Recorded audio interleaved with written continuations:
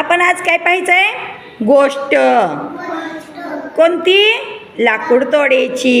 कोणती? सगळ्यांनी हाताची घडी घाला, तोंडावर बोट. लाकूड तोड्याची गोष्ट सांगूया. एक असतो लाकूड तोड्या. मग तो काय करतो? जंगलात दररोज लाकडे तोडण्यासाठी जात असतो. त्याचा उदरनिर्वाह त्याच्यावर भागत असतो. तो जंगलामध्ये लाकडाच्या मोळ्या आणतो, तोडून कुऱ्हाडीने तोडून लाकडे तोडतो, त्याच्या मोळ्या बांधतो आणि तो गावात येऊन विकतो.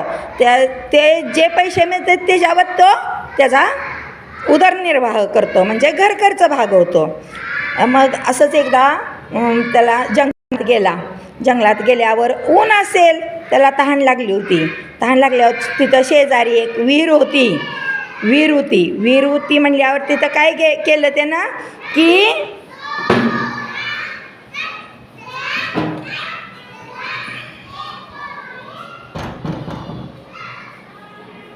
काय केलं त्यानं? त्या विहिरीजवळ पाणी प्यायला तो गेला. विहिरीजवळ पाणी प्यायला गेल्यावर त्यानं तिथंच का नाही पाणी पित असताना काय झालं की पाणी पित असताना त्याच्या हातातून ठेवलेली त्याची लोखंडी कुऱ्हाड का नाही पाण्यात पडली जाते विहिरीत. मग तो रडतो. त्याची कुऱ्हाड एकच असते, त्यामुळे तो रडतो.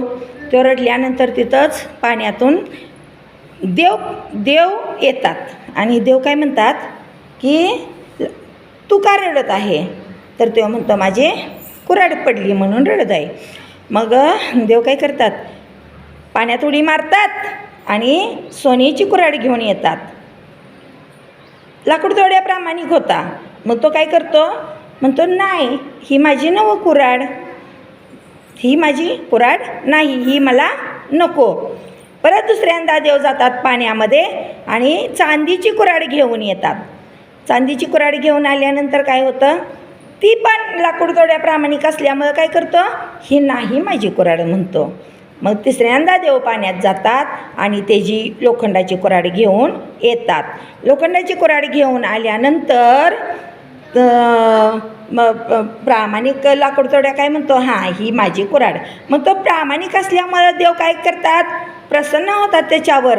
मग देव सोन्याची पण कुऱ्हाड देतात, चांदीची पण कुऱ्हाड देतात आणि त्याला चांदीची, सोन्याची आणि त्याची लोखंडाची कुऱ्हाड देऊन त्याला बक्षीस देतात.